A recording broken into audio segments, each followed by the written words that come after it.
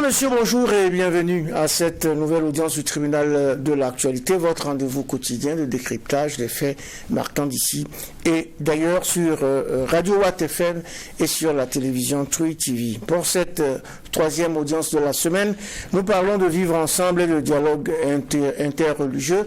Nous devons avoir un invité pour en parler tout à l'heure. Il est sans doute en train d'arriver. Mais déjà, les juges sont en place. Les juges Bernard Bougma et Geoffroy Vara qui siègent pour cette audience de mercredi. Bonjour, juge Geoffroy Vara.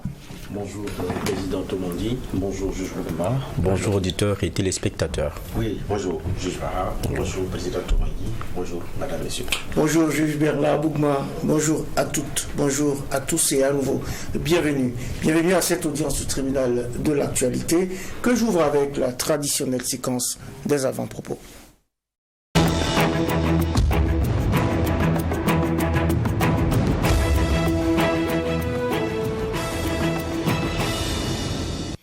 C'est la séquence avant-propos et la parole est à qui veut la prendre en premier. Geoffroy Vara. Oui. Merci, président. Mon avant-propos va concerner le Mali et on apprend que pour ce qui est du Mali, on est en voie en tout cas d'avoir le premier producteur ouest-africain de lithium puisque le lithium de Goulamina vient de livrer son premier minerai à expédition directe et l'annonce a été faite le 30 juin dernier par le Mali et c'est un peu comme au Burkina, l'État a 10% de part. Je pense qu'il y a une entreprise chinoise et puis il y a Léolithium qui sont les gros sur ce projet-là. Normalement, c'était pour, je pense, septembre 2024, le 1er septembre 2024, qu'on devrait avoir l'entrée en production de façon complète. Mais il y a les premiers minéraux qui sont sortis. On parle de 185 000 tonnes de minéraux, logiquement, qui devaient transiter jusqu'au port ivoirien pour regagner donc d'autres destinations. Et pour cela, le Mali a déjà fait des appels pour qu'il y ait une expertise nationale qui puisse transporter tout cela.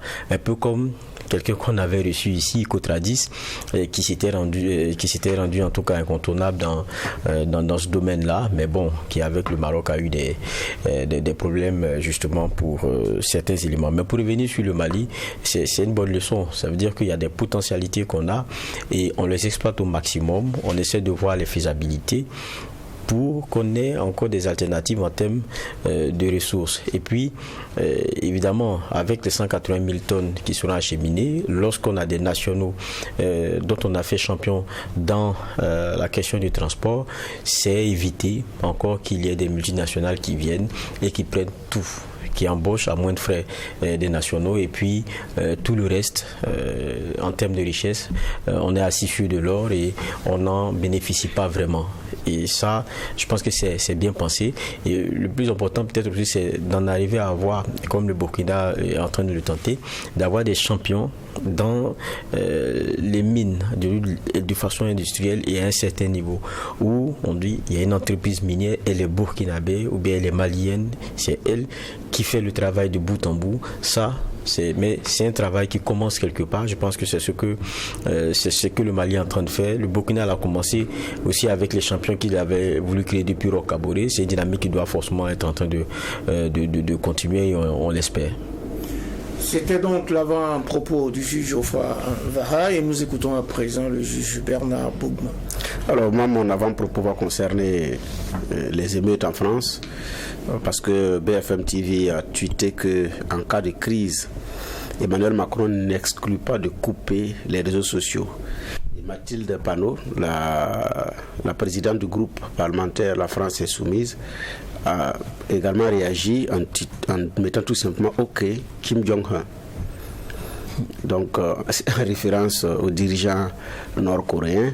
Et puis bon, effectivement, ça fait sourire et puis ça fait beaucoup de leçons à tirer. En fait, quand il y a des émeutes dans un pays comme les nôtres, effectivement, sur le plateau, on a toutes ces personnes qui viennent en honneur, qui donnent des leçons, des enseignements sur comment est-ce qu'il faut encadrer des émeutes, sur la liberté d'expression, sur la liberté de mouvement. Maintenant, quand c'est chez soi, ce n'est pas aussi évident. Alors qu'effectivement, depuis quelques jours, c'est une France qui se cherche entre griffes et qui n'exclut pas de couper Internet, des réseaux sociaux en cas de crise. Qui l'aurait cru? Parce que c'est aussi la France de la liberté, de la fraternité, de l'égalité. Mais ça commence aussi... Le communiqué qui a parlé de coupure d'Internet a été démenti. Bon, c'est BFM TV qui l'a dit. Bon, maintenant... Il y a eu un communiqué... Oui, ce n'est pas que officiellement ça a été dit. Quand un média rapporte une info, c'est pas à tout moment que ça a été dit officiellement. Mais maintenant, qui a fait fuiter cette information pour que BFM TV gagne l'info et tweeter, ça c'est à savoir. Mais officiellement, le communiqué va dire, nous n'avons jamais dit ça. Ça, c'est des pratiques qui sont même sous nos yeux.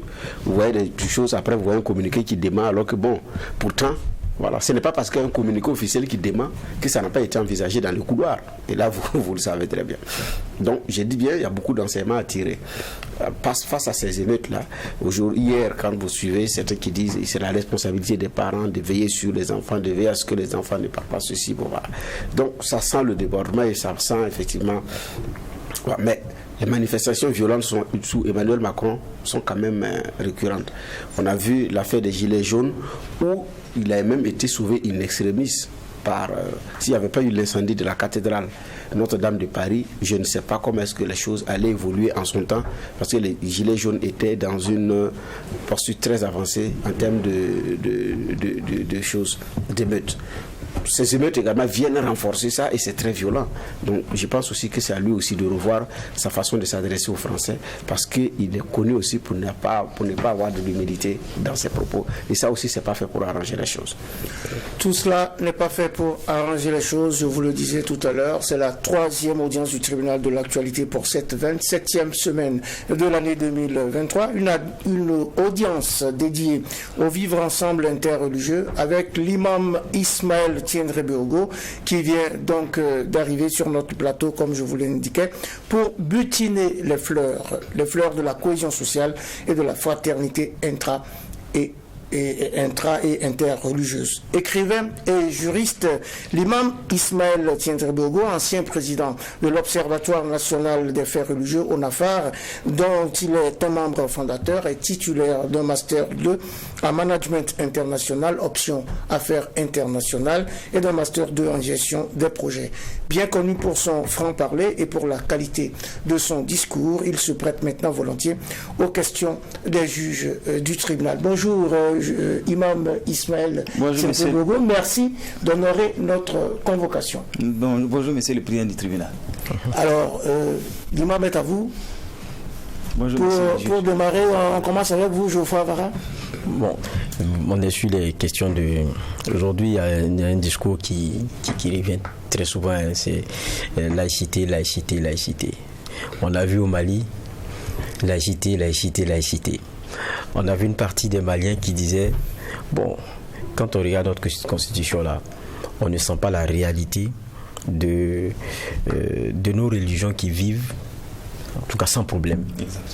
Et donc, pour eux, le mot laïcité, ce n'est pas forcément ce qui exprime le mieux la réalité sociétale dans laquelle ils sont. Pour vous, est-ce qu'au Burkina, ça peut être aussi un débat, la question de la laïcité? Et comment vous l'apercevez? Ok, merci bien. Juge va voir. Bon, pour ce qui est de la laïcité, en fait, c'est un concept.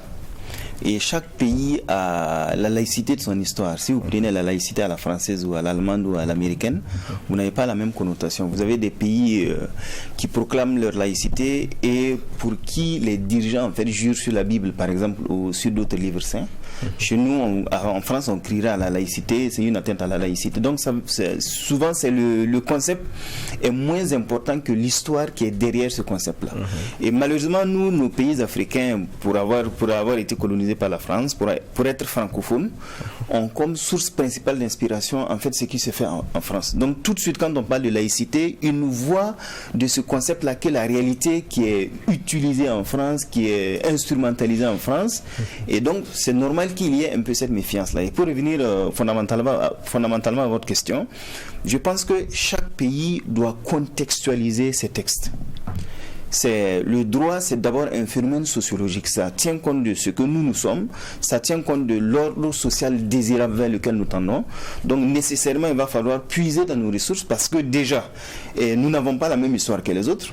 Et deuxièmement, nous n'avons pas les mêmes réalités que les autres. On a une enquête du CGD avait montré à un certain temps que le discours des leaders religieux était plus crédible que le discours des leaders politiques. On a vu par ailleurs, quand il y avait de grandes crises au Burkina Faso, que ce sont les autorités religieuses ou coutumières en fait qui se mettaient au devant pour temporiser les choses. Donc cela explique un peu, si vous voulez, l'importance du religieux dans notre contexte et bien évidemment la nécessité de sa prise en compte dans nos textes, mais dans des proportions en fait qui n'empiètent pas le bon fonctionnement de l'État. Parce qu'il ne s'agit pas de remplacer nos textes par des choses qui appuient la religion. Non, c'est de permettre aux religieux de vivre pleinement leur religion dans l'espace, de tenir compte de l'importance qu'ils peuvent représenter aussi bien en termes d'accompagnement et de développement, en termes d'éducation des populations, en termes de désamorçage des crises, et laisser chacun libre d'agir comme il le veut dans un concept de laïcité entendu selon notre contexte, selon notre histoire et selon les aspirations et les réalités du Burkina Faso. J'ai pris le cas malien, puis j'ai demandé comment vous l'entendez pour le cas burkinabé. C'est ça. Parce que quand on regarde le cas malien, on dit que c'est le caractère multiconfessionnel qu'il faut mettre en avant. Alors que la laïcité n'exclut pas ça. Non, en fait, par définition, si on parle de laïcité, c'est qu'on parle de multiconfessionnel. Ça va de soi. Puisque c'est quoi la laïcité? C'est le fait que l'État, ce ne sont pas les individus qui sont concernés par la laïcité. C'est l'État, ses démembrements, ses agents qui doivent se tenir à équidistance entre les différentes confessions religieuses, donc déjà multiconfessionnelles, qui ne doit pas avoir une préférence religieuse et qui ne doit pas s'ingérer dans la gestion de la chose religieuse. Et dans le cas spécifique du Burkina Faso, il y a 3 exceptions où l'État peut intervenir dans la gestion religieuse. Le premier, c'est lorsque l'ordre public est en danger. Le deuxième, c'est lorsque la sécurité nationale est en péril. Et troisièmement, c'est lorsque la santé publique est menacée. Donc en ce moment, l'État peut intervenir pour recadrer les choses et donner des lignes de conduite. Mais en dehors de cela, il est demandé à l'État de se tenir loin un peu de cette affaire-là. Mais encore une fois, en fait, les gens ont peut-être une certaine compréhension connotée de la laïcité au regard de l'histoire de la France et de l'héritage colonial que nous avons avec ce pays, certainement. Mais est-ce que nous avons réussi, on va dire comment, je ne vais pas parler de transition, est-ce qu'on a réussi à s'approprier ou plutôt à tropicaliser le terme? Malheureusement non. Malheureusement non. La seule initiative d'envergure que je connais, c'était le Forum national sur la laïcité.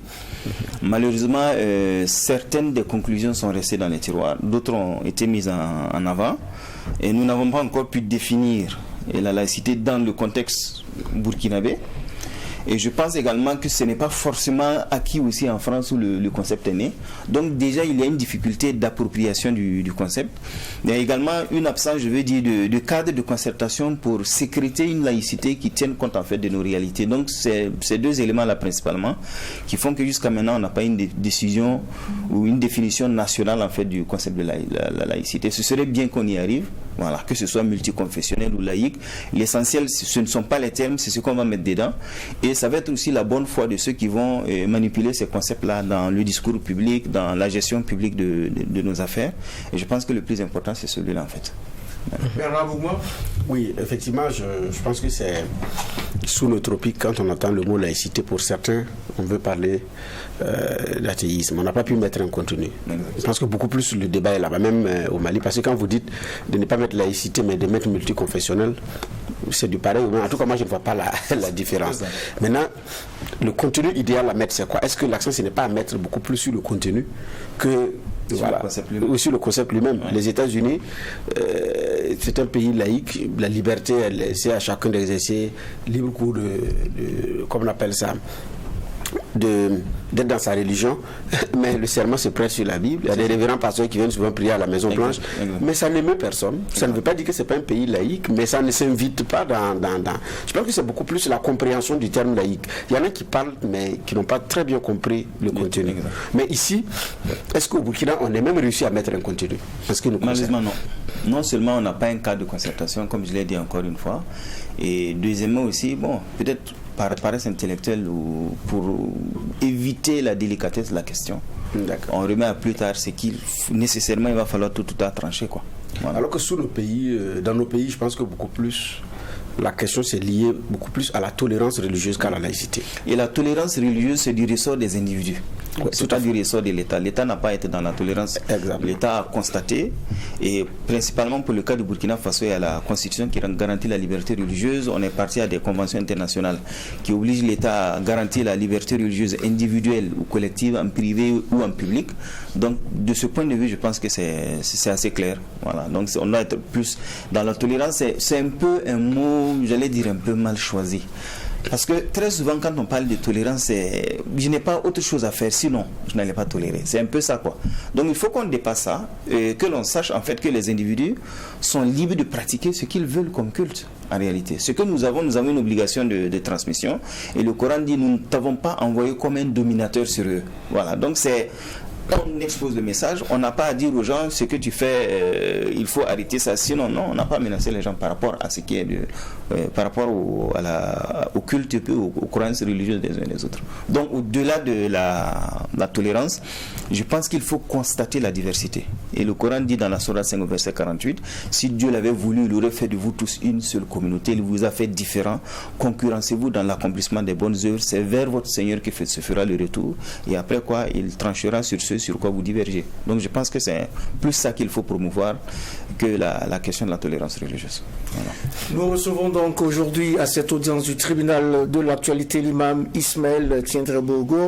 Il est donc imam au cercle d'études de recherche de formation islamique, c'est le CERFI, et également à l'association des élèves et étudiants musulmans du Burkina, la EEMB. Monsieur Tiendrebogo, une fois encore, bienvenue à cette audience. Nous parlons donc du vivre ensemble, nous parlons du dialogue interreligieux. Ce sont des situations qui paraissent maintenant difficiles dans le contexte actuel. Quel état des lieux vous faites vous-même du vivre ensemble et du dialogue interreligieux au Burkina? Pour ce qui est du vivre ensemble, je vais distinguer deux niveaux. Il y a le niveau institutionnel entre les fêtiers. On va dire que les choses se passent bien. Il y a des cas de concertation, il y a des cas de discussion. Il y a du dialogue. Et quand vous regardez un peu le dialogue qu'on a pu constater entre les confessions religieuses et à l'occasion de la première transition avec Michel Kafando, il y a du dialogue au niveau institutionnel. Quand vous prenez au niveau, j'allais dire individuel ou j'allais dire informel, on a certainement des choses à revoir et à corriger parce que vous savez qu'il y a encore de la stigmatisation, il y a encore des difficultés pour la pratique religieuse dans certains cas, notamment le port du voile dans certaines écoles publiques qui sont encore là. On a des discours peut-être qui ne vont pas dans le sens de l'apaisement. Ça, forcément, il faut qu'on prenne en compte ce point-là et que on essaie de voir comment gérer ces choses. Vous dites il y a deux niveaux, c'est-à-dire que lorsqu'on est au niveau organisationnel, parlant de chacune des confessions ou quoi que ce soit, ça se parle, ça discute, mais l'autre niveau, c'est-à-dire le croyant à la base. Est-ce que il n'y a pas au fond aussi quelquefois des éléments qu'on ne veut pas aborder, mais qui se disent, qui circulent? On va parler d'une lettre tout à l'heure avec Bokeh. On regarde à travers seulement un prisme. Il y a eu combien de présidents de ma religion? Mais est-ce que nous là même, on n'est pas plus nombreux? Est-ce que nous ne méritons pas? C'est quelquefois des réflexions qui sont menées. Si au niveau structure organisationnelle, en tout cas, là on est dans excusez-moi du terme, c'est comme on dit, on prend de la hauteur là. Là-bas, il n'y a pas de souci. Mais dans le quotidien, quand on parle de vivre ensemble, c'est bien ce quotidien-là, où il y a des éléments qui sont fragiles, quelquefois, qui peuvent être instrumentalisés par des personnes qui sont mal intentionnées. Mais ça, c'est une vérité. Et quelquefois, on a l'impression que ça, on ne l'aborde pas crânement. C'est ça. C'est pas une impression partagée? Non, c'est une impression partagée dans la mesure où effectivement le vécu, le ressenti des uns et des autres par rapport à ce qui se fait de la gestion de l'appareil d'État et peut-être la relation de certaines confessions avec le pouvoir peut peut-être à la base susciter une certaine frustration. Maintenant, cette frustration ne peut pas être portée par une fêtière. Pourquoi? Parce que souvent, il n'y a pas d'éléments tangibles au niveau de la fédération en termes d'enquête, en termes d'éléments, j'allais dire, scientifiquement établis. Donc, du coup, on ressent ce qui vient de la base. Mais maintenant, comment donner forme à cette frustration? C'est ça la question qui se pose. Je pense qu'à un certain moment, on a eu une enquête de International Crisis Group, malheureusement, qui n'a pas beaucoup prospéré parce qu'on a estimé que les gens faisaient tout un plat autour de ce rapport-là. Et j'ai l'habitude de rappeler en fait que si en météo, on parle de température réelle et de température ressentie, c'est pas pour rien. On peut être objectivement dire qu'il n'y a aucun problème parce que de mon point de vue, il n'y a pas de problème. Mais pour autant, ça ne supprime pas le problème qu'un tel ressent. Voilà, parce que nous n'avons pas les mêmes perceptions, nous n'avons pas la même histoire, nous n'avons pas les mêmes attentes. Donc forcément, à un certain moment, il faut tenir compte des ressentis, il faut tenir compte de ce qui est subjectif pour éviter que quelque chose d'objectif ne survienne par négligence dans la prise en charge du subjectif. Donc c'est un peu ça. Oui, au niveau local, il y a souvent ce genre de réflexion. Il y a cette impression de sous-représentation qui n'est pas forcément une impression, parce que je me rappelle que l'un des points qui avait été soulevé au Forum national sur la laïcité dont je parlais tout à l'heure, c'était de dire que quand l'État met en place des organes, l'État doit être dans l'égalité vis-à-vis des confessions religieuses. Et ça, personnellement, j'ai porté ce discours en disant à l'État, si l'État veut des représentants des confessions religieuses, l'État ne peut pas dire je veux 2 chrétiens et puis dire je veux 2 Tijanites, 2 Wahhabites, 2 ceci, 2 cela. Non. L'État va considérer la confession religieuse dans son entièreté et dire je veux 2 chrétiens, je veux 2 musulmans. Si l'État va dans le détail en disant je veux 2 catholiques, 2 protestants, il ne peut pas dire je veux 2 musulmans. C'est ça qui a été l'un des points de discussion sur le Forum national sur la laïcité. Mais normalement, on ne devrait pas attendre ce genre de forum-là pour réaliser que cette façon de faire était foncièrement injuste dans la prise en compte des différentes communautés religieuses. Bon, depuis jusqu'à maintenant, il y a encore des gens qui traînent les pieds. Dans certains organes, c'est accepté, voilà. Donc, il y a ces éléments-là aussi qui sont là. Et quand on a l'impression qu'on parle, mais finalement, il n'y a pas de retour, bon, les gens à la base constatent en fait la faiblesse de la fédération, parce qu'elle ne peut que porter le discours, elle ne peut que sensibiliser les tenants du pouvoir ou les administratifs sur des questions. S'il n'y a pas de retour, la fédération prend acte de ce qu'il y a, et cette impuissance-là en fait revient au niveau de la base comme un manque d'écoute en fait des préoccupations des musulmans. Et tout de suite on va chercher à expliquer qu'est-ce qu'il y a derrière. Voilà. Donc si vous prenez la question du voile, c'est pareil. Et au Burkina Faso, il n'y a rien qui interdise à la jeune fille ou à la dame de porter son voile dans l'espace scolaire, dans l'espace public, rien ne lui interdit. Mieux, il y a des circulaires au niveau du ministère des Enseignements qui permet ce port de voile en rappelant qu'aucune loi n'interdisait cela. Jusqu'à maintenant, nous avons ce problème-là. Et quand la fédération ou nos différentes associations portent ce problème et qu'en retour, on n'a pas de réponse, bon, les gens vont donner une interprétation, c'est parce qu'on n'est pas aux affaires qu'on fait ça.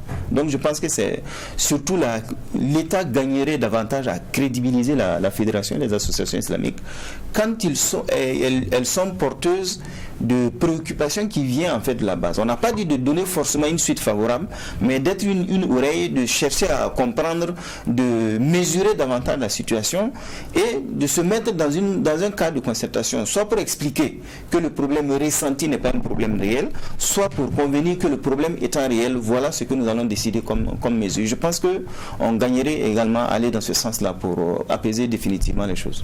Bon, je vous prends au mot, il y a une phrase que vous dites, certains pourraient dire c'est parce qu'on n'est pas aux affaires qu'on fait ça. Exact. Ça, c'est fort. Hein, quand je dis c'est fort, non, j'ai dit c'est fort, je veux dire que c'est un peu le concentré de beaucoup de choses. Exact. Voilà. C'est parce qu'on n'est pas aux affaires qu'on fait ça. Oui. Maintenant, est-ce que les affaires devraient être vues à travers le prisme religieux? C'est ça la grande question. Est-ce qu'il faut compter Est-ce qu'il faut compter, par exemple, les membres de l'administration, je parle des travailleurs, en termes de chrétiens, musulmans? Il y a plus de musulmans que de chrétiens. Gouvernement, plus de musulmans que de chrétiens. présidents, on a plus de présidents tant que de temps. Est-ce que c'est regarder à travers ce prisme-là qui est la solution? Est-ce que c'est pas ça même le danger? En fait, vous faites un glissement de ce que j'ai dit pour aller vers un autre point que je n'ai pas dit. Le glissement, c'est quoi? Je vous ai dit tout à l'heure, puisqu'on a distingué les problèmes à deux niveaux. Au niveau des organisations et au niveau de la base. Vous avez rappelé qu'à la base, il y a souvent cette impression-là de délaissement.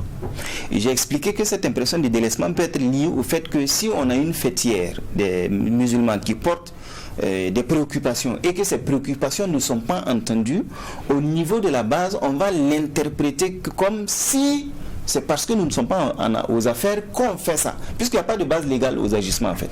Si vous prenez par exemple l'interdiction du voile, il n'y a pas de base légale. Si vous prenez le fait qu'on désigne 2 musulmans pour 2 protestants ou 2 catholiques, il n'y a pas de base. C'est sur quoi c'est fait en fait. Voilà. Donc c'est normal que dans l'interprétation, les gens se disent que voilà. De là à dire que les gens disent que on n'a pas beaucoup de musulmans présidents, on n'a pas. Non, c'est pas ce dont il est question. Ce dont il est question, c'est de trouver une explication au fait que quand des préoccupations sont portées, et on devrait avoir une oreille attentive à ce genre de choses-là, parce que on voit ailleurs d'autres façons de faire, en fait, qui donnent cette impression, en fait, que on prend ces préoccupations-là pour du beurre quand c'est porté par la fédération. Donc c'est un peu ça que je veux mettre en avant. Maintenant, de là à dire qu'il y a plus de musulmans aux affaires, je pense qu'au Burkina Faso, c'est des élections. Nous avons fait une certaine erreur qui consistait, si vous voulez, à investir plus le domaine de l'économique que du politique. Parce que si vous prenez dans beaucoup... Je parle des musulmans de façon générale, aussi bien au Burkina que dans d'autres pays. Quand vous regardez, les gens sont plus investis dans le domaine économique que dans le domaine politique. Parce qu'on estime que les règles peut-être de la gouvernance ne correspondent pas à ce qu'on a comme éthique. C'est vrai qu'au Burkina, on parle de plus en plus de l'éthique dans la politique, mais on voit un peu comment les choses se font. Donc vous avez une partie de la population qui estime que la politique, c'est pas fait pour quelqu'un qui a les mains propres. Et j'ai été invité en 98 à Kaya à animer une conférence sur l'islam et la politique. Et j'ai dit en réalité, le musulman ne peut pas rester en marge de la politique. On a des valeurs. Ce n'est pas parce qu'il y a des anti-valeurs portées par certains acteurs politiques que d'office, la gestion de la chose publique doit être délaissée ou doit être négligée par le musulman. Si on a des valeurs, si on a une popularité, si on a un programme de société, rien n'interdit en fait de venir en compétition avec d'autres pour solliciter le suffrage des uns et des autres. Donc je pense que d'un point de vue représentation des présidents, il faut plus mettre en avant ça. Même si on sait par ailleurs dans nos pays comment les élections se font, il faut plus mettre en avant cet aspect de peut-être qu'on n'a pas une représentation assez forte ou assez qualitative, voilà, de leaders ayant cette foi musulmane là dans l'arène politique que l'on a cette configuration. Pour ce qui est de l'administration, je pense qu'on a voté une loi sur la dépolitisation. Ça veut dire bien qu'il y avait des nominations politiques ou confessionnelles quelque part que cette loi est censée régler. Donc c'est pas une vue de l'esprit que de penser qu'il y a du favoritisme dans certaines nominations, et j'espère que la loi sur la dépolitisation va permettre de rendre les nominations beaucoup plus objectives et uniquement sur la base du critère de compétence et de ce que les uns et les autres peuvent apporter au Burkina Faso. Et je pense que c'est seulement comme ça que le Burkina pourra se porter mieux, quoi. Voilà. Oui, une minute pour rappeler à nos auditeurs que nous écoutons Ismaël Tiendrebego, il est imam au CERFI et à l'association des élèves et étudiants musulmans du Burkina.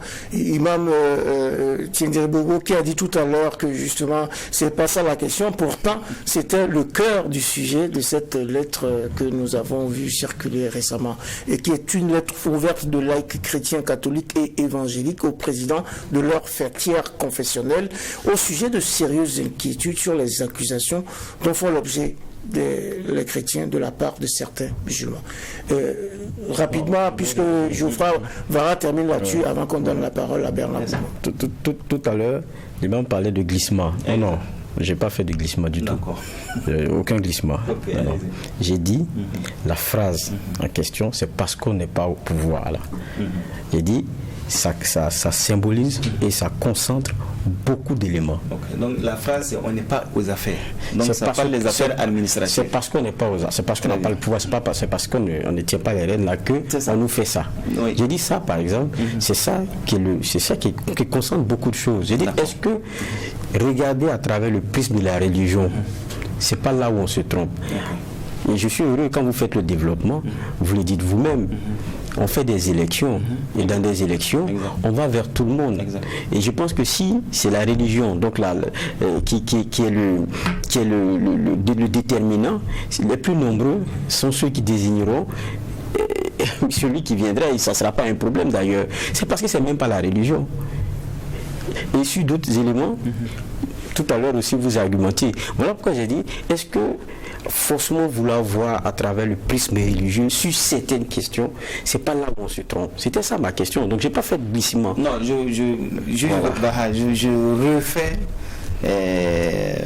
la phrase en vous posant la question. Si vous êtes membre d'une association religieuse qui est censée être votre porte-parole, qui porte des préoccupations que la loi a réglées, et en face, celui qui est censé répondre sur la base de la loi ne répond pas sur la base de la loi et laisse perdurer la situation. Vous, en tant que membre de l'association, quelle sera l'explication que vous allez donner à ce silence-là?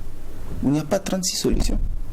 C'est-à-dire, si on avait demandé de violer la loi pour satisfaire, on va dire non, on doit rester dans le cadre de la loi. Mais si on viole la loi et on fait un rappel à la loi, à celui qui est censé trancher et que l'on reste encore dans la situation, j'ai dit, certains expliquent, et de façon objective, c'est explicable par le fait que c'est parce que c'est les autres qu'on nous fait ça.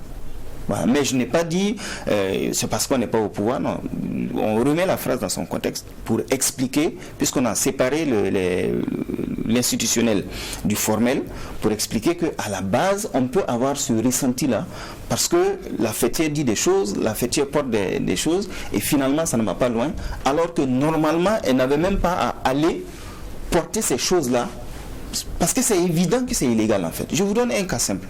Récemment à Koudougou, pendant la session du baccalauréat, un centre de composition, une fille arrive voilée, on lui refuse l'accès au centre. Il n'y a rien qui explique ça. Légalement, il n'y a rien. Normalement, ceux qui étaient là devraient gérer, mais il a fallu recourir à la Fédération des associations islamiques, qui allait voir la direction provinciale pour régler ce problème-là. Et il a circulé sur certains réseaux. Si vous avez des difficultés de cette nature-là, contactez la Fédération. Ce n'est pas normal que dans un État, les gens en soient réduits à recourir à une fédération pour arrêter une situation qui est illégale. Donc c'est un peu ça que j'ai dit. J'ai cité le cas du voile qui perdure. Légalement, on n'a pas de base. J'ai cité le cas également de la représentation. Légalement, on n'a pas de base. Si on porte cette information, pourquoi il y a ce silence? Donc c'est un peu ça que j'ai dit. Bon, maintenant, je dis qu'il y a eu glissement parce que vous avez semblé dire que ils ont dit qu'il y a eu plus de musulmans, de chrétiens que de... Bon, pas plus de chrétiens, plus des gens d'une confession donnée qu'une autre. Bon, je pense qu'il y a eu quand même glissement véritablement. Ce que j'ai dit est très simple. D'accord, allez-y. Je dis que est-ce que c'est pas dangereux d'avoir cette perception-là, que c'est parce qu'on n'est pas au pouvoir qu'on nous fait ça. C'est ce que j'ai dit. Maintenant, si ça veut dire que c'est... moi je me demande, est-ce qu'il faut regarder à travers ce prisme. Maintenant, quand vous me sortez beaucoup d'exemples, je suis d'accord. Mais j'ai dit, cet argumentaire-là, est-ce qu'il n'est pas, c'est pas un raccourci? C'est tout ce que moi j'ai dit. Donc il n'y a pas de glissement dedans. Non, d'accord. C'est tout. Voilà, il n'y a pas de glissement là-dedans. D'accord. Voilà. Je pense que sur ce point, il n'y a pas de glissement. On va donc donner la parole au juge Bernard Boudman. Oui, et d'ailleurs, ce que le juge va dire porte pas seulement, ce n'est pas seulement la base, hein, contrairement à ce que vous dites, il y a même des leaders qui le disent et qui ont fait des vidéos, qui ont circulé, c'est quand même pas des gens de moindre. C'est pas quand on dit base, c'est pas des petits gars dans la communauté. Quand même, quand vous voyez les visages, vous voyez l'aura que la personne a et ce qu'elle dit, c'est un ressenti qui vient de beaucoup. Donc à ce niveau de responsabilité, même si par exemple elle n'est pas membre de la fédération en tant que telle, c'est pas un petit gars quand même dans la sphère religieuse. Donc c'est un ressenti qui est vrai, qu'il faut aborder avec suffisamment de courage. Mais ce n'est pas de trouver, d'un point de vue, c'est pas un débat à fuir. Sur la question du voile, je pense que ce qui divise aussi, c'est parce qu'il y a deux. Il y a un voile qui est intégral il y a un qui n'est pas intégral. C'est duquel on parle. Vous êtes dans un centre d'examen, il y a quelqu'un qui arrive, qui est voilé, là vous voyez le visage, parce qu'il y a le voile, vous voyez le visage. Mais il y en a, vous ne voyez que les yeux. Face à une telle situation, qu'est-ce qu'il faut faire quand vous devez contrôler les identités? On l'a vu à Ouagadougou ici, lors du BPC, il y a 2 ou 3 ans, où elle a refusé. Ceux du centre disent, bon, il y a une dame qui va vérifier au moins si les identités, c'était compliqué. Et puis bon, voilà des cas comme ça. Ça, c'est des cas concrets. C'est de quel voile réellement on parle? L'intégral ou bien... c'est de quel voile exactement il est question? Parce que ça aussi, ça divise. Oui, dans le cadre scolaire, le voile intégral, juge Bougouma, c'est récent, le voile intégral dans le cadre scolaire. Donc c'est généralement le voile ordinaire dont il est question. Et le cas que vous avez souligné, effectivement, j'ai produit un article en disant que, en fait, c'est exagéré pour quelqu'un qui porte le voile intégral de refuser de dévoiler son visage pour des raisons d'identification. Parce que même dans le droit musulman, quand je veux acheter quelque chose, je veux faire une transaction commerciale, on exige que la personne peut exiger que je me dévoile pour savoir à qui elle a affaire. C'est même pas dans un cadre administratif, c'est dans un cadre de 2 individus. Voilà. Donc ça, c'est nécessairement vraiment une exagération dans la façon de faire. On ne peut pas... voilà. Donc il y a un peu ça. Et maintenant, de là, par exemple, tout à l'heure, j'ai dit qu'on a interdit l'accès au centre. C'est pas un problème de contrôle d'identité, c'est même un problème d'accès au centre d'abord. Voilà, donc c'est un peu ces éléments-là que je mets en avant. S'il y a un voile intégral dans une administration, dans une relation privée, dans laquelle il y a nécessité d'identifier la personne, la femme doit enlever son voile, le volet là sur ses yeux, pour présenter son visage, mais pas retirer son voile, bien évidemment, parce qu'il y a un besoin d'identification. On ne peut pas traiter avec quelqu'un et puis ne pas pouvoir reconnaître la personne après. Okay, c'est le minimum, quoi. Parce que là même, l'administration qui administrait l'examen avait dit, ils ont même dit, bon, dans ce cas, il y a une dame qui va s'en charger, et même là, c'était une fin de non-recevoir. Donc, effectivement, il y a ce discours-là également à dire et à faire la part des choses, que quand on parle de voile, voilà ce qui est clairement dit, voilà ce qui n'est pas clairement dit. Maintenant, par rapport à la question de la représentation, effectivement, il y a, quand on entend les dénominations, on dit communauté religieuse, coutumière et traditionnelle. Exactement. Donc, dans communauté religieuse, coutumière et traditionnelle, vous avez la communauté musulmane. Je ne parle pas de l'association communauté musulmane, je parle des musulmans. Okay. Je parle donc des adeptes de l'islam. Vous avez les chrétiens, catholiques, évangéliques là-dedans. Et quand on dit autorité religieuse, coutumière et traditionnelle, parce qu'il y a les religions coutumières qui sont différentes également des chefs traditionnels. Exact. Donc, ce sont ces petites dénominations qui ne sont pas suffisamment éclaircies là, qui créent des problèmes. Est-ce qu'un chef traditionnel peut dire qu'il lui représente également les autorités coutumières? Est-ce que les autorités coutumières, les chefs coutumiers peuvent se reconnaître dans le chef traditionnel? Est-ce qu'un chrétien catholique peut se reconnaître dans la représentation d'un chrétien protestant? Est-ce qu'un musulman de telle tendance peut se reconnaître dans un musulman de telle tendance qui le représente dans une, comment on appelle ça, dans une organisation de l'État? Ça, c'est une grosse question. Mais on dit le diable est dans les détails. Si on va aussi rentrer dans les détails, on risque de ne pas s'en sortir. Comment on fait, imam? La grosse question, c'est comment on fait? C'est-à-dire que... garantir la légitimité des représentants pour que celui également qui... comme c'est le lot des chrétiens, moi je suis chrétien, même si on ne fréquente pas la même obédience, au moins c'est le label chrétien, c'est bon à prendre pour moi. Comment on fait? Effectivement, le diable est dans les détails, comme vous le dites si bien. Vous allez au-delà même de ce que les musulmans disent, en fait. C'est-à-dire que si on doit tenir compte des différentes tendances religieuses, on ne va pas s'en sortir. Tout à fait. Parce que la question sera de trouver 2 tijanites, 10 ou 11 grains, 2, je ne sais pas, communautés musulmanes, 2 ittihad, 2, etc., etc. Donc, ça va être beaucoup.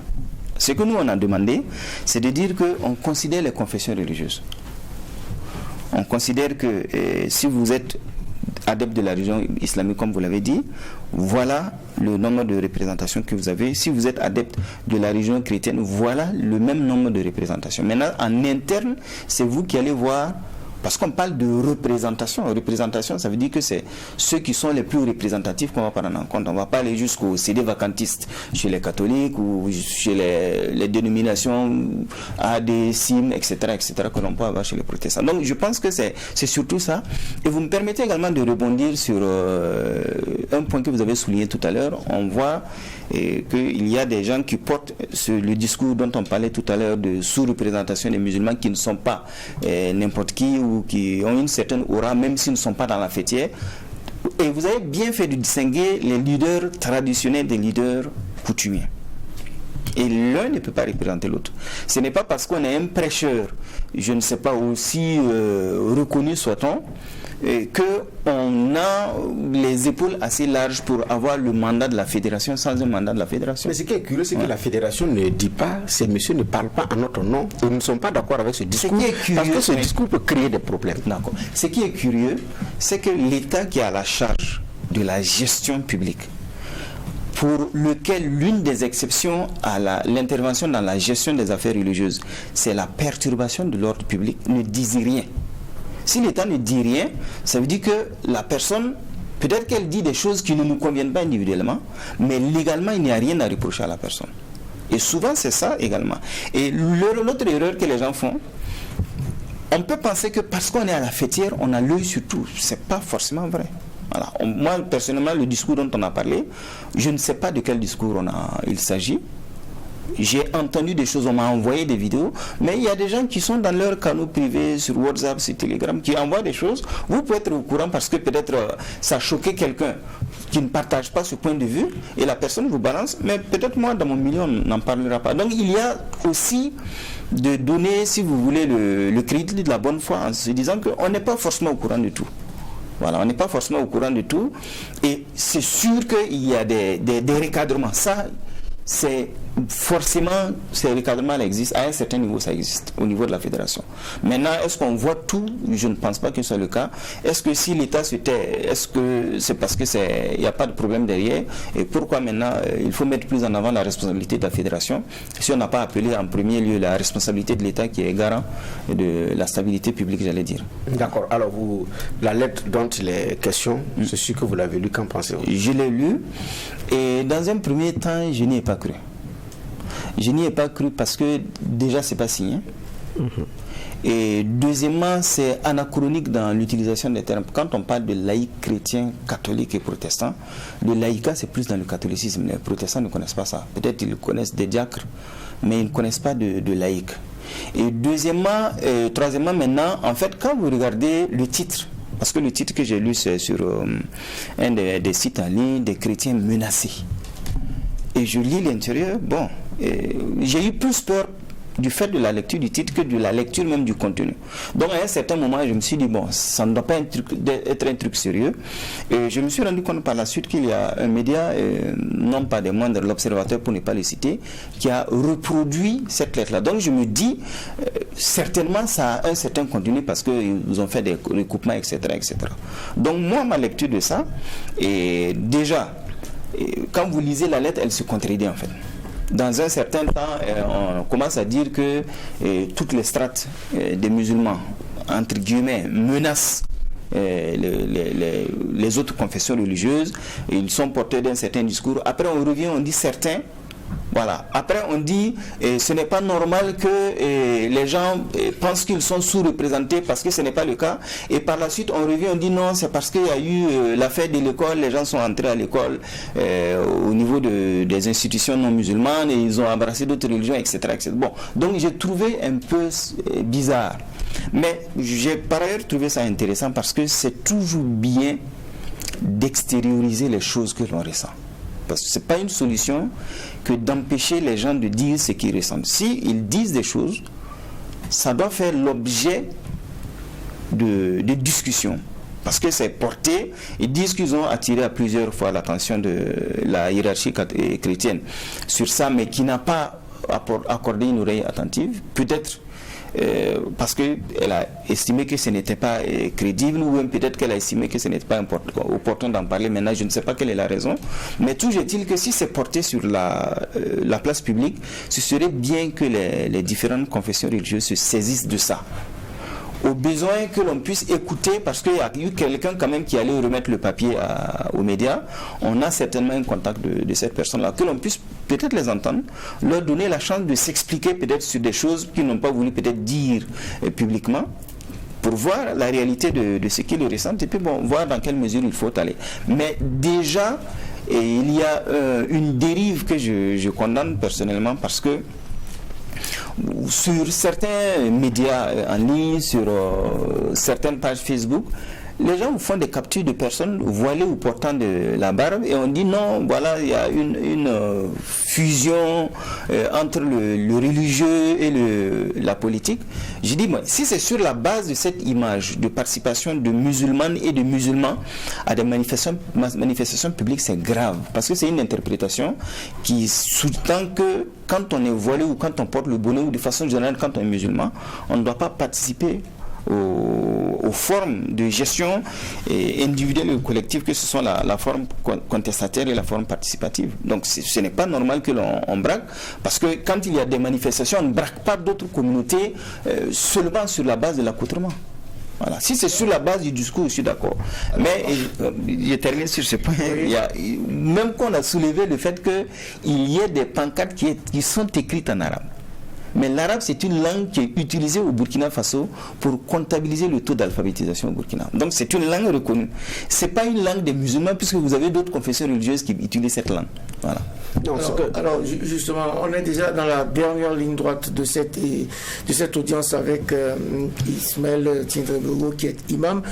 Je rappelle que la lettre dont nous parlons a été, donc c'est une lettre ouverte qui a été adressée par des laïcs chrétiens catholiques et des évangéliques au président de leur confession confessionnelle. Donc vous avez un peu de temps de parole à tous les deux pour conclure cette audience. Ok, d'accord. Très rapidement. Mais en fait, ce que vous dites, c'est vrai. Il y en a qui font la confusion entre l'arabe qui est une langue et l'islam qui est une religion. Donc une langue qu'une religion utilise. Exact. Comme l'Église catholique a longtemps utilisé le latin. Exact. Ça n'a rien à voir, la langue est différente de la religion.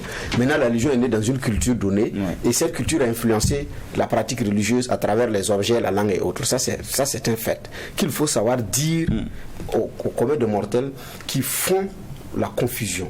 Mais ce n'est pas leur servir un discours violent, c'est de prendre le temps de leur expliquer qu'il y a naturellement une différence. Sauf qu'au niveau de l'islam, la langue de prière, c'est l'arabe et ce n'est rien d'autre que l'arabe. Donc ils font rapidement cette confusion. Donc ça, c'est pas qu'on l'aime, c'est pas qu'on justifie, mais c'est de comprendre qu'ils puissent faire cette confusion qui est humaine, ça peut arriver. Mais ceux qui ont fait aussi les captures, les images pour présenter, on n'ont pas tort. On a même vu votre coup de sang.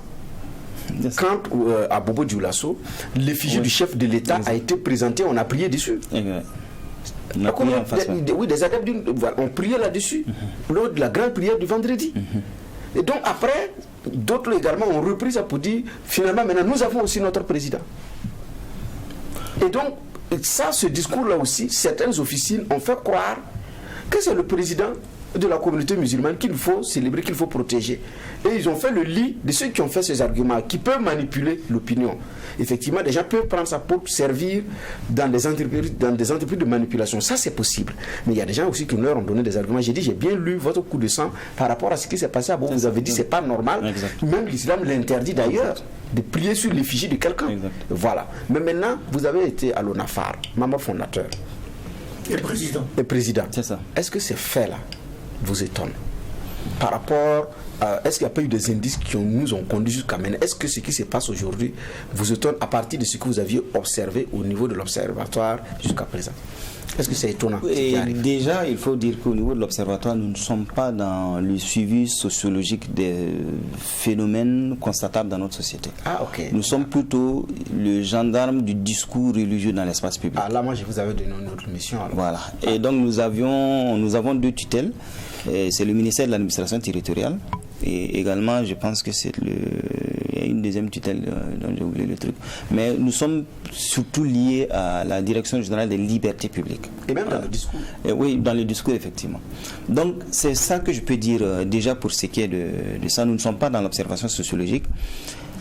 Nous avons, pour un peu revenir aux éléments que vous avez dit, effectivement on peut comprendre que de ce que j'ai dit tout à l'heure, que certains expliquent le fait que l'administration se taise parce qu'ils ne sont pas là, le fait qu'on explique par ça peut créer en retour un sentiment de satisfaction, de soulagement, de voir quelqu'un d'autre. Mais en réalité, vous verrez que depuis que le président Ibrahim Traoré est là, il n'y a rien de particulier qui soit arrivé à la communauté des musulmans parce qu'il serait musulman. Donc déjà, ça, c'est balayé. Et juste pour votre auditoire également, plus de 75% des musulmans sont non arabes. Et la prière, en fait, il y a deux types de prières en islam. Il y a la prière canonique, celle qu'on fait 5 fois par jour. Elle doit se faire en arabe. Mais la prière, de façon générale, j'ai une difficulté, peu importe la langue dans laquelle je vais dire cette prière-là. Voilà. Donc vous allez voir dans nos mosquées, quand les imams vont faire des invocations, c'est d'abord du moré. Ils vont terminer peut-être par des formules en arabe, mais on fait des invocations qui sont des prières également en langue morée. Donc, pour me résumer, ça peut expliquer parce que à un certain moment il y a eu cette frustration, il y a eu ces éléments, mais le fait de brandir les images dont j'ai parlé tout à l'heure et de catégoriser les gens parce qu'on estime que quand tu es voilé tu n'as pas le droit d'être dans une manifestation, quand tu as eu un bonnet tu n'as pas le droit d'être dans une manifestation, ça va avoir l'effet pervers de créer un entre-gens. Ça veut dire que ceux qui ne sont pas assez intégrés par rapport aux autres vont dire ils ne nous veulent pas. Et ça va créer un repli. Et si on a ce repli-là, on aura tendance à trouver quelqu'un qui est comme nous, qui nous représente. Donc il y a ça, cet effet-là pervers qu'il ne faut pas oublier. Voilà, ça veut dire que quand on est dans un contexte de laïcité au Burkina, on est dans un contexte de multiconfessionnalisme, c'est de dire que chaque Burkinabé est l'égal de tout autre Burkinabé. Nous avons les mêmes droits civiques, nous avons les mêmes droits politiques, nous avons les mêmes droits économiques, tout ce qu'il y a comme droit. Pour être Burkinabé, nous avons les mêmes choses. Donc, tout à l'heure, le juge Baha disait qu'il ne fallait pas regarder sous un certain prisme.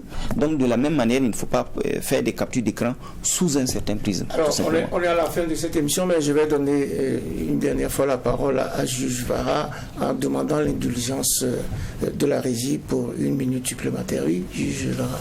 Oui, vous savez, le sujet là, il est sensible. Moi, j'ai lu et je partage le point de vue. D'abord, j'ai l'impression que c'est un tract. Parce que c'est pas assumé. Et quand vous lisez le contenu, il y a beaucoup d'affirmations. Vous savez, la véracité d'une affirmation n'est pas liée à son caractère crédible, vice-versa. C'est ça. Donc, certains vont de l'empirique. Ce qu'ils pensent être vrai, sans statistiques, sans fondement. Et de ça, ils font des déductions. Et c'est là que ça commence à devenir dangereux. Et ça, c'est des raccourcis qu'il ne faut pas faire. Il y a un sujet qu'on doit aborder, mais qui est sensible, mais de façon profonde. Chacun doit accepter et je pense que les leaders là doivent accepter de l'aborder de façon profonde. Écrivez cet abcès-là. Pour moi, c'est très important. Et éviter qu'il y ait un genre d'instrumentalisation de certains sentiments. Exact. Et ça, il faut faire attention. 30 secondes, Imam. Merci beaucoup, monsieur le président du tribunal. Merci bien au juge Bougouma et au juge Vaha pour cette opportunité. Je pense qu'il y a encore d'autres choses certainement à explorer sur la question. Bon, peut-être que ce serait peut-être plus intéressant que on ait des cadres beaucoup plus ouverts en fait pour aborder ces questions-là. Ça peut être des cadres multidisciplinaires, peut-être avec des leaders religieux. Multidisciplinaires et multiconfessionnels. Voilà, mais pas seulement qu'il y ait des religieux pour discuter de ces questions, parce que sociologiquement on peut expliquer, politiquement on peut expliquer, économiquement on peut expliquer. Et si on donne des informations aux leaders religieux, peut-être que ça peut même améliorer leur perception des choses. Et comme ils sont porteurs d'un discours public qui s'adresse aux gens, si on arrive à les convaincre et à canaliser, si vous voulez, leur participation citoyenne, ça peut avoir un effet salvateur en fait sur la cohésion et le vivre ensemble. Et nous espérons tous cet effet salvateur sur la cohésion et sur le vivre ensemble. Cette audience du tribunal de l'actualité, c'est la 3e de la 27e semaine de l'année 2023, s'achève. Nous avons parlé du vivre ensemble interreligieux au Burkina avec Ismaël Tiendribego, imam au cercle d'études, de recherche et de formation islamique et à l'association des élèves étudiants musulmans du Burkina. Merci, imam Tiendribego, d'avoir honoré notre convocation. Merci, juge Geoffroy Vara. Merci, juge Bernard Bougma. Merci. Merci aux équipes techniques de réalisation ainsi qu'à vous tous, auditeurs et auditrices de Watt FM, téléspectateurs et téléspectatrices de Tri TV, pour votre attention et pour votre fidélité. Rendons toujours hommage et courage à nos forces combattantes. Et n'oubliez pas que beaucoup peuvent avoir ce que vous avez, mais personne ne pourra être ce que vous êtes. Prenons donc soin les uns des autres en espérant ou en attendant de retrouver le tribunal de l'actualité dès demain. Mêmes heures, mêmes antennes, avec un maillet toujours aussi juste, incisif et sans complaisance.